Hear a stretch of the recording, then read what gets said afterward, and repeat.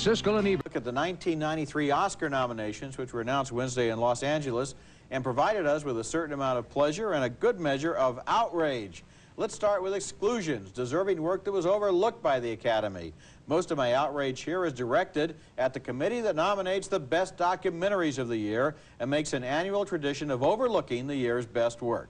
Movies like Roger and Me and The Thin Blue Line were overlooked in earlier years, and this year, this dysfunctional group of myopic knee-jerkers failed to nominate Brothers Keeper, the year's most successful and best-reviewed documentary, the one documentary that had to be on the list. Were they out to lunch when they overlooked this unforgettable portrait of an elderly man indicted for the murder of his brother?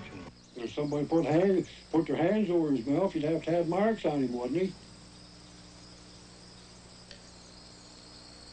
He didn't have no marks on him. Moving on to another category, another good film that got lost in the shuffle was The Player, although Robert Altman did get a Best Director nomination for his scathing indictment of Hollywood. Tim Robbins here was thought to be a front-runner for Best Actor, but the Academy didn't think so. You know what his motto used to be? No stars, just talent. I was also very disappointed that Alfre Woodard didn't get nominated for her brilliant supporting performance in Passion Fish, which in every way was the counterpoint to Mary McDonnell's work, which did get nominated for the same film. That's what I can do. Now push me back inside. Push yourself back. Woodard was nominated a few years ago for Cross Creek. She was great last year in Grand Canyon, but this, I think, was her best performance. And really, if you're going to honor Mary McDonnell, you have to see this as a two-handed piece. One of them couldn't have done it without the other. The one point I want to make about The Player, which really bothered me because I had that way up on my list of the 10 best films. Yeah. I think that that Altman gets his nomination out of the director's branch, just a couple of hundred guys in that branch, as opposed to the 5,000 of the Academy. So they're the people, the mass of the people that didn't like it. I don't know, too sophisticated for them? You know, I can't believe it. What can be done about the documentary category outside of firing them all and starting with a fresh bunch of people? Well, you know, how could they miss Brothers Keeper? Unbelievable. What were they thinking remember Hearts of Darkness, filmmaker's Apocalypse. I thought it was the best film last year. They have a wonderful record. Year after year, they managed to miss the documentary that they shouldn't possibly overlook. I think that when a film gets well-reviewed and gets high-profile distribution, I think they say, it doesn't need our help, and they kick it out. They hold its excellence and success unfairly against the film. It's the biggest of the Oscar scandals. It's the biggest ongoing one, that's for sure. They cleaned up the music branch a little bit. They ought to clean up this one as well. You're right. The biggest surprise exclusions for me begin with Malcolm X. Now, I didn't expect Spike Lee to be nominated as Best Director, and he wasn't. In effect, he called the production and marketing people at Warner Brothers racist for not being more free with their money. So it doesn't surprise me they and other people in the business turned their backs on him.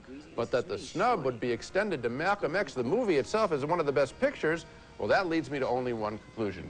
They didn't see the movie. Because everyone I've talked to who has seen it enjoyed it, particularly the big scale of the film, spanning the swing time of the 40s. Roseland. To Malcolm preaching on the streets of Harlem in the 50s. Oh, I say it again, you've been had. You've been took.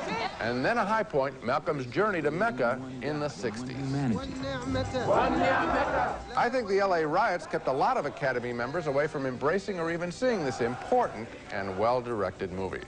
Another surprise exclusion, Jack Lemmon and Glengarry Glen Ross. When that film came out at the end of September, not only was everyone talking about a nomination for Lemmon, but he was an early favorite to win the big prize as Best Actor for his portrayal of a sad-sack real estate con man. But Glengarry was so downbeat and failed to arouse any box office interest that Lemmon's skill and his personal popularity weren't enough to gain him a nomination. Academy voters don't nominate dark little movies. Another surprising exclusion is Rob Reiner as director of the smash hit A Few Good Men. Here I think the Academy was smart, however. He did a good, competent job, but not any better, I think, than any of a dozen or maybe 24 other directors would have done with this high-powered, talented cast. We used words like honor, code, loyalty. A Few Good Men was nominated for Best Picture as Popular Entertainment. I'm glad the director's branch, those small group of 200 men and a couple of women, saw Reiner's work for what it was, just a competent job, and made more exciting choices for Best Director. You know, I really was shocked that Jack Lemmon wasn't nominated, and of course, even though you say they don't like little dark pictures, Al Pacino was not nominated for the same film. And if you had to compare the two performances, Pacino was certainly good. In fact, Everyone in that movie could have been nominated in the Best Supporting category, but Lemmon, I think, gave the performance of a lifetime. He was just over the top. You know what I think, Roger? I think that maybe that you just hit it on the head, which is that they're all supporting work. Yeah. He was pushed in the lead category, and he didn't have enough screen time to stand up against other more complicated roles. You may be right about that. When we come back, more Oscar surprises from this year's list of nominees. Prizes of inclusion, names of films and people we were surprised to see included in this year's Oscar list. And my surprises, and I'm delighted with every one of them, begins with Marissa Tomei, a wonderful new young talent, nominated as Best Supporting Actress for her comic work in My Cousin Vinny. She plays the New York girlfriend of lawyer Joe Pesci, both fish out of water in the deep South where he's trying a case. Oh, yeah, you blend.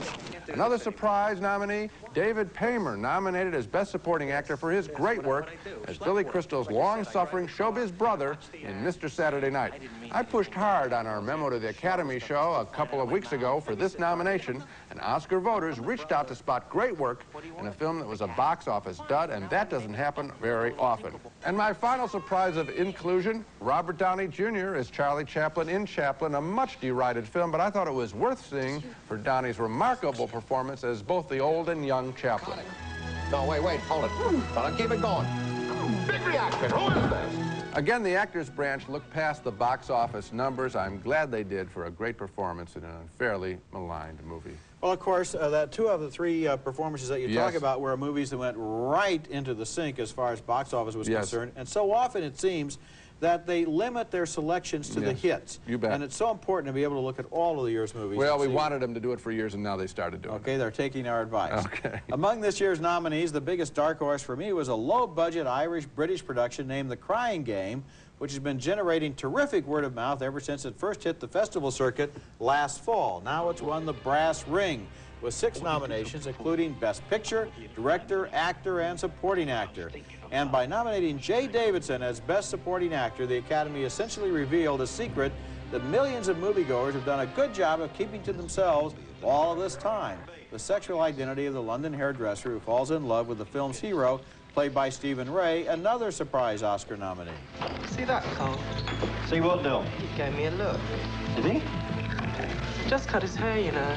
Another surprise this year was Catherine Deneuve's nomination for Best Actress for Indochine. It was the role of a lifetime in a movie called The French Gone with the Wind, but foreign language performances are hardly ever nominated by the Academy, and Deneuve upset candidates like Whoopi Goldberg and Gina Davis, who were in huge box office hits. This year's nominations included another first-time surprise in the documentary category.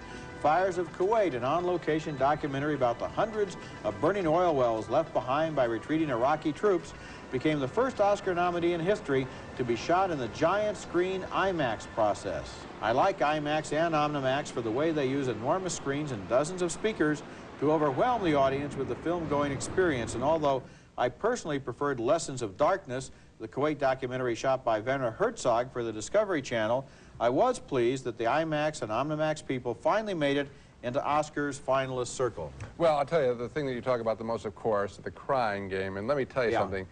This could be the upsetter of the year. I mean, this is the little film that could, all it had going for itself was that it was original and fresh. Yes, and it was. People found it and passed it along, and all kinds of people, moviegoers you might not think would go to see an independent Irish-British production. They found My Left Foot, they made it a hit, they made it an Oscar winner, and I think they may do the same thing here. You know, it's interesting you say that, because I suppose that today the front runner for Best Picture is probably Unforgiven by Clint Eastwood. But you know, more people have talked to me about The Crying Game than any movie since the original Batman. And I think there's a real groundswell there. I think there is too. I think it's a much better film, The Unforgiven, and if the voters are listening, go for it. Make it The Crying Game. When we come back, our video pick of the week, the funny offbeat horror spoof that inspired Army of Darkness.